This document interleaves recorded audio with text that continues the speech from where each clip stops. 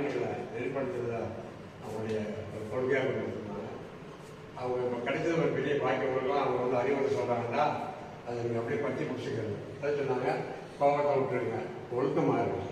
எந்த கொண்டு வந்தீங்கன்னா உலகம் உங்களுக்கு திரும்பி பார்க்கணும். நீங்கள் காதல் கொண்டு சொன்னால் பொம்பளை பார்த்து ஆம்பளை பார்த்து காதல், அந்த காதல் தான் காதல். நீங்கள் படிக்கிற அந்த சப்ஜெக்டை நீங்கள் காதல் பண்ணணும்.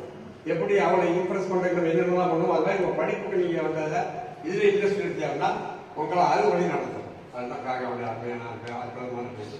அடுத்தபடி அவங்க காக்கா சித்தி காக்கா அவர்கள் தன்னுடைய வாழ்நாள் கூட சமுதாய சேவைகள், மார்க்க சேவைகள், சூபி ஸ்கூல் ஒன்று சொல்லி நடத்திக்கிட்டு இருக்காங்க.